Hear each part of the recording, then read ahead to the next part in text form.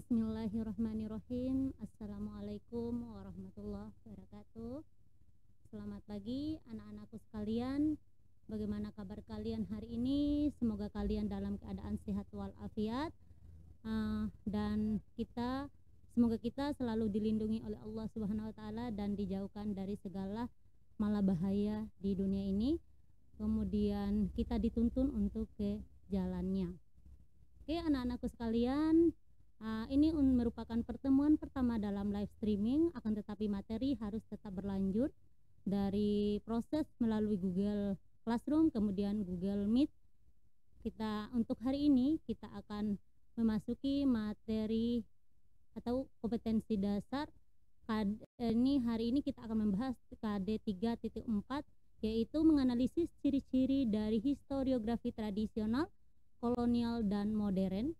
Kemudian untuk KD 4.4-nya yaitu menyajikan hasil kajian ciri-ciri historiografi tradisional, kolonial, dan modern dalam bentuk tulisan atau media lainnya. Oke, akan tetapi untuk hari ini kita akan membahas tentang historiografi tradisional saja, karena jika kita membahas semua itu membutuhkan waktu yang sangat lama. Oke, kita lihat itu historiografi. Di situ ada beberapa gambar yang disebut tadi, ada gambar historiografi tradisional, kemudian historiografi kolonial, dan yang terakhir ada historiografi modern. Hari ini kita akan membahas tentang sebelum kita lanjut, kita akan melihat tujuan pembelajarannya.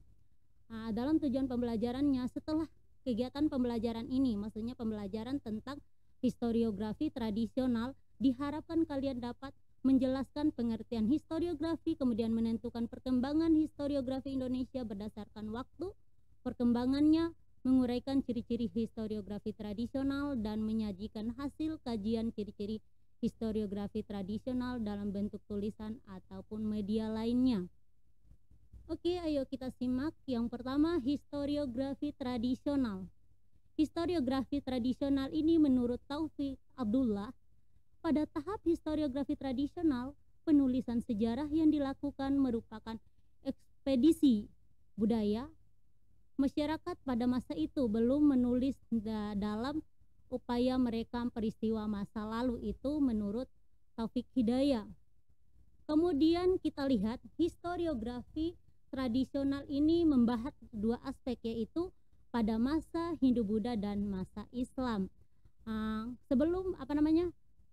Yang dibahas dalam historiografi tradisional ini hanya yang berhubungan dengan masa Hindu-Buddha dan masa Islam.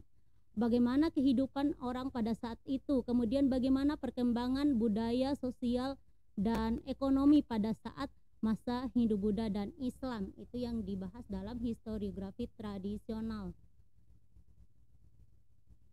Oke, kita akan lihat ciri-ciri historiografi tradisional pada masa Hindu-Buddha. Yang pertama, karya yang dihasilkan berupa terjemahan naskah-naskah dari India. Kita ketahui bahwa agama Hindu-Buddha itu berasal dari negara-negara lain, khususnya adalah negara India. Maka ada beberapa naskah yang menggunakan bahasa India itu harus diterjemahkan dalam bahasa Indonesia. Kemudian yang kedua bersifat regiomagis. Ini yaitu kepercayaan yang meyakini adanya kekuatan di atas manusia dan adanya kekuatan gaib yang menguasai alam semesta. Kita ketahui dan bahkan sampai sekarang itu yang namanya keyakinan ataupun kepercayaan orang itu tergantung pada masing-masing orang. Karena kita ketahui bahwa memang ada kekuatan yang melebihi kekuatan kita. Kalau kita orang Muslim menganggap kekuatan yang lebih dari kekuatan kita atau yang lebih dari kekuatan yang diciptakan Tuhan itu hanyalah Allah ataupun Tuhanlah yang sangat berkuasa. Itu beda dengan pandangan orang-orang yang pandangan orang-orang yang selain Islam. Kemudian yang selanjutnya, yang ketiga, isi karya historiografi tradisional pada masa Hindu-Buddha bersifat istana sentris. Ini maksudnya yang diceritakan atau yang ditulis dalam historiografi tradisional ini lebih mereka lebih banyak menceritakan tentang bagaimana kehidupan dalam istana atau dalam suatu kerajaan. Itu yang paling utama diangkat, bagaimana kehidupan raja, bagaimana kehidupan keluarga raja, bagaimana silsilah keluarga raja. Itu yang paling utama dibahas dalam historiografi tradisional pada masa Hindu-Buddha.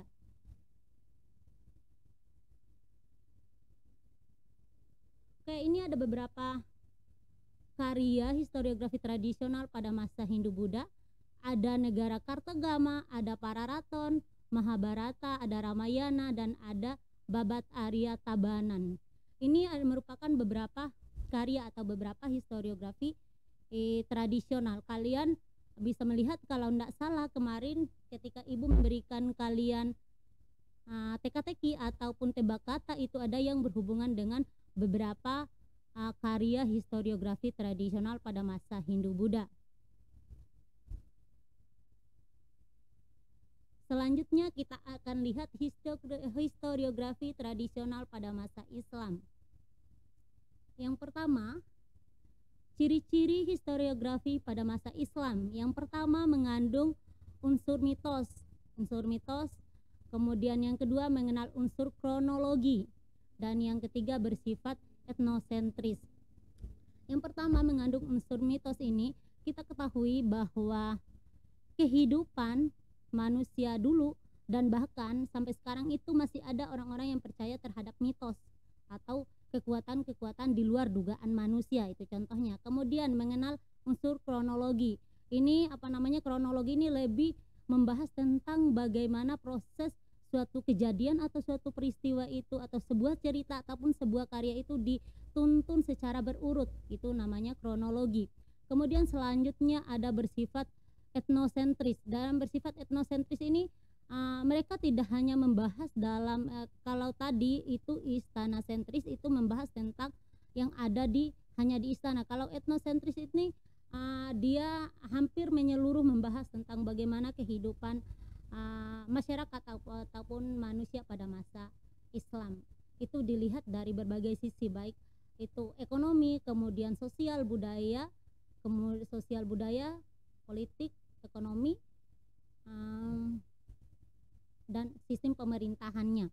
Kemudian ada beberapa contoh dari historiografi tradisional pada masa Islam. Yang pertama ada hikayat Raja-Raja Pasai.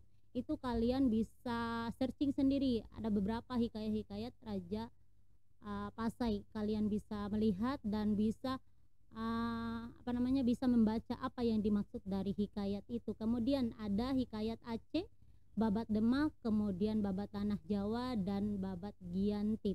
Itu kalau kalian searching di internet itu sudah semua ada membahas tentang contoh-contoh historiografi tradisional pada masa Islam.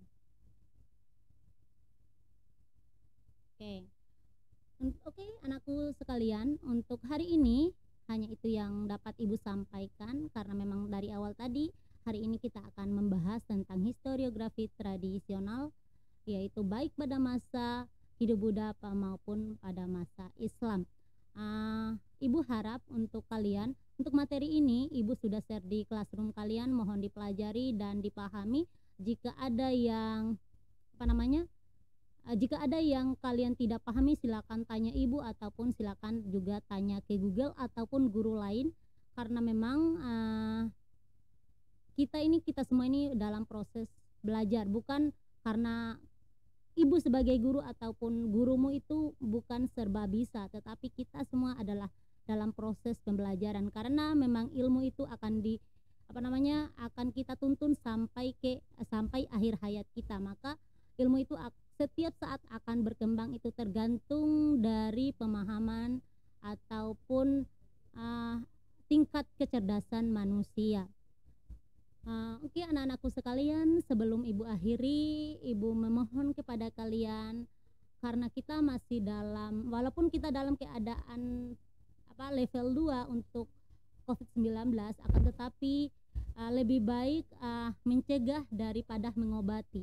Jadi kita harus tetap mendisiplinkan protokol kesehatan seperti yang disebut dengan awalnya dari 3M kemudian berkembang menjadi 5M dan sekarang menjadi 7M. Itu kalian bisa cari sendiri baik di internet maupun kalian bisa lihat tulis-tulis ibu itu sering kali melihat di RT itu ada yang tulisan 3M, ada yang 5M dan ada yang 7M. Bukan 7 miliar atau 5 miliar ataupun 3 miliar ya nak ya. Jadi